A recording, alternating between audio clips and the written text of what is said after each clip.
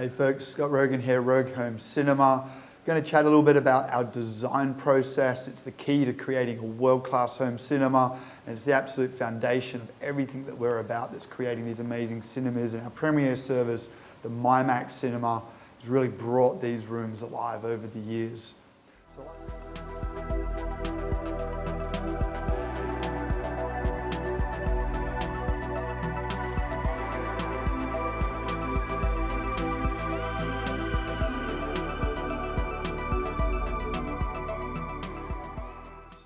So like anything, without a plan, you're kind of planning to fail. It's absolutely true for any project, let alone one as complex as a home cinema. In fact, a home cinema, as we've just come to realize in the last little while, far out, these rooms are actually more complex than any other room in the house. We got electrical, plumbing, lighting, furniture, interior design, audio, visual, acoustics, automation, you name it. It's all happening in the cinema room, and for good reason. This is the place where you can truly R&R, relax and escape to any time of the week you want.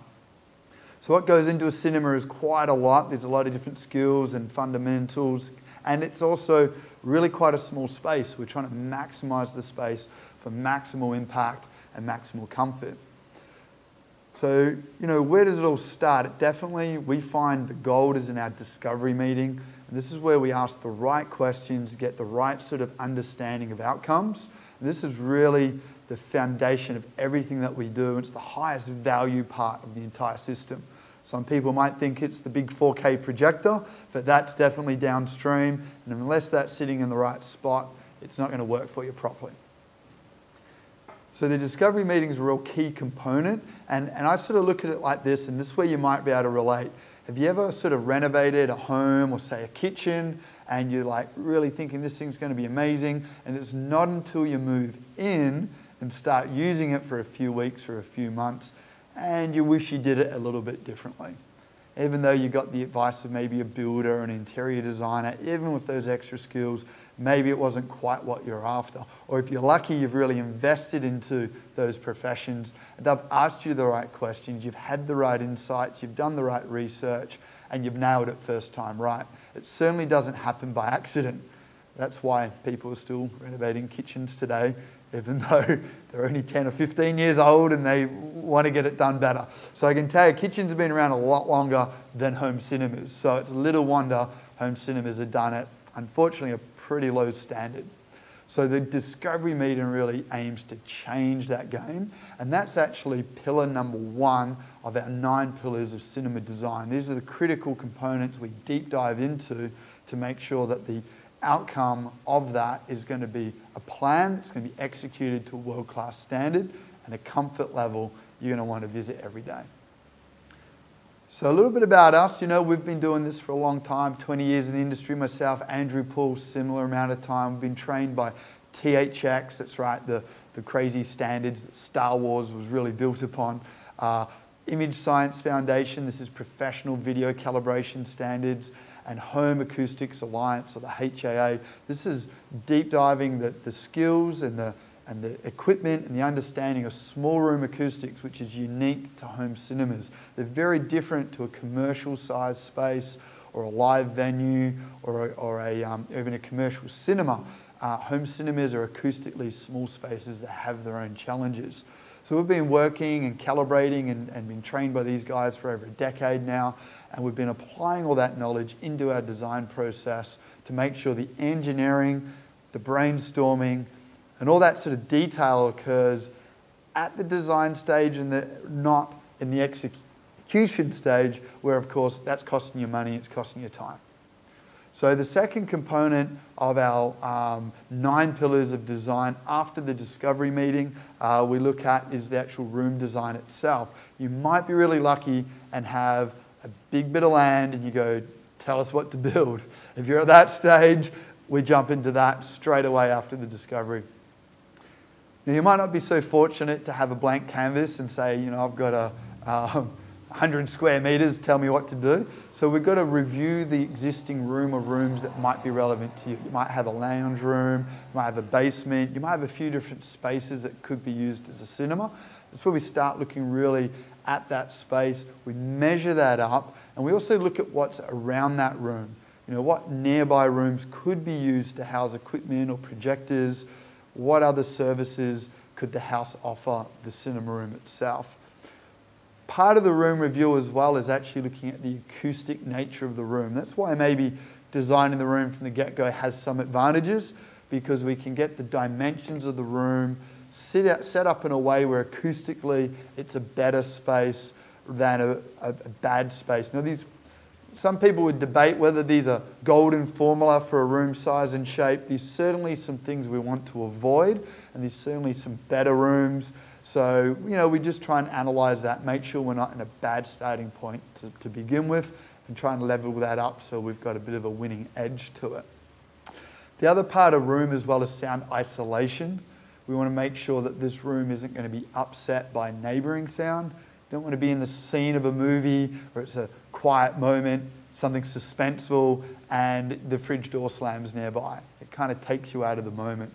Likewise, a quality home cinema is pretty loud, it's pretty clear, so the dialogue of, you know, say, was it House of Cards, you've got Kevin Spacey laying it down, you know, that's going to be pretty clear down the hallway if we don't have some doorways and some sound isolation. And some serious impact cinemas that play at rock concert levels, of course we don't want that upsetting the rest of the house, or the neighbours can start to get impacted as well. So step number 2 in our design is the room itself, how that's going to perform acoustically, internally and externally, which room of the house is going to work best, or maybe what shape of room, if you're lucky enough, can we design from the get-go. So the next step of our process, we're going to look at the audio and visual engineering itself. And this is going to start to plot where the seats are going to go. So we want to have an environment where all of the seats, whatever number that might be, it's practical for your room and your family, are going to be in what we call the sweet spot. So it's a bit like a Ferrari or a sports car. The engine is mounted over the back wheels, the seats are in the middle of the car. It's all designed purpose-built for the very best handling. And that's what's going to occur with the way the speakers are set up around the room, and of course optimal video sizes and excellent projection geometries, all this technical stuff. I won't get too far into that. So the audio video engineering is a real critical one, and we put that in straight away. We don't want cabinetry or furniture or air conditioners getting in the way of the speakers or of the projection. It really is the chassis of how everything's going to be built upon later.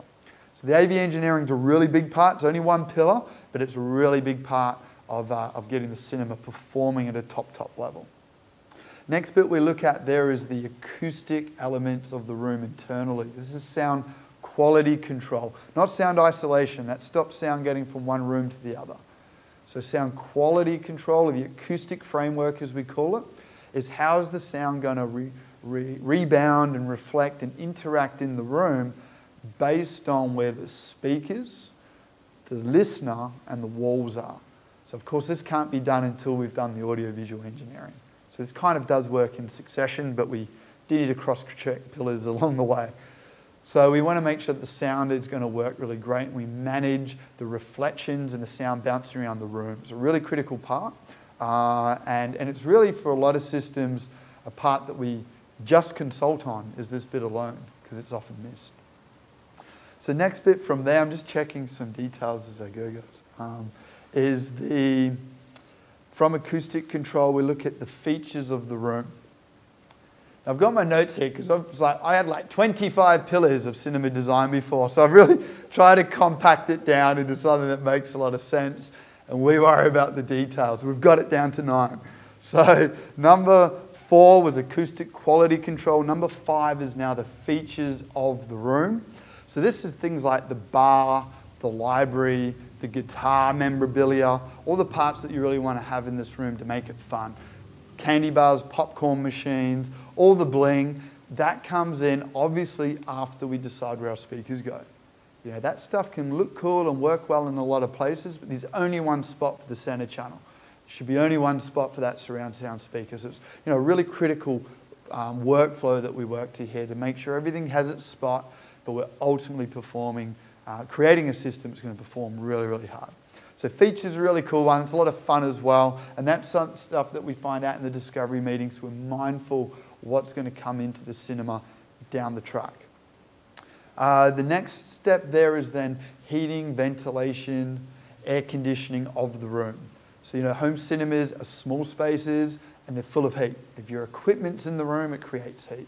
The projector's in the room, it creates heat.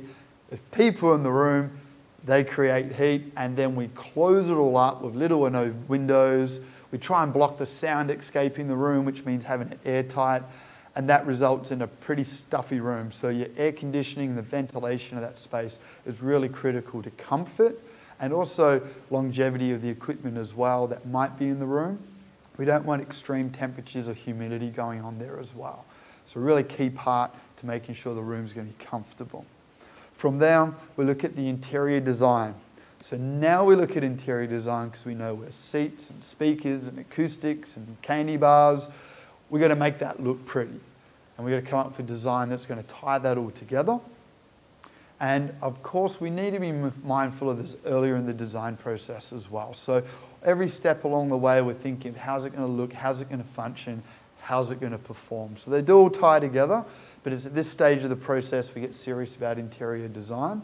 We set up and create core standards that function very well. We've got favorite colors that worked really well. But of course, you can go even further and chat to Doffy or one of our interior design team that then personalize it to another whole layer. So that part happens in this section. From interior design, we go to the review and presentation. This is where we present the project in a number of ways. We design engineer in 3D, we look at textures, we look at colors, we look at paints. We look at the room in VR now, so you can literally check out your home cinema from the viewpoint of looking at it when you walk in or from the seat. You can really make sure that everyone that is involved with the cinema, all the stakeholders, all the people that really care, can see and understand how this room is going to work and check off that that is indeed what we want. So the review process and the presentation of this whole design is critical to make sure that all of this engineering and all this information is actually conveying correctly. And we use the SketchUp 3D and all these sorts of software to make sure that's delivered. So at review, we check in on that discovery process, checklist, the scope of work, is that met? And of course, we make those final tweaks and changes to see that, okay, we're all on track here, and we can finally, stage 9 of the design process is to create the build plans for the project. Of course, having all this knowledge and the concept is one thing, but actually being able to execute upon it is another. So we create a build plans that show very clearly what's going to be done, how it's going to be done, and at this stage, if you're looking at a complete build from us, of course, a quotation to execute on all of those elements, and a range of audio-visual options which can go from high quality, nice sounding cinema, all the way through to rock concert extreme levels, which is awesome, but costs a lot of money. So, we find something that's going to suit for budget, performance, and expectations. The build plans are going to flesh that out even further. And if you're DIYing it or using your own local team outside of Perth, those build plans will be the basis to execute on that design and get exactly what you want and need, which is a world-class home cinema at the end of it. So guys, there's a little bit of an overview and a little bit of a deep dive in each of those 9 pillars that could be 25. And of course, there's so much more depth that goes into that as well. But this sort of really wraps up what we do and how we sort of really get that sort of vision through to some level of execution. It's a new service we're offering to people around Australia and the world. Send in your measurements, send in the discovery survey, and we can start getting to work and put together something beautiful like these MyMax cinemas for your very own home.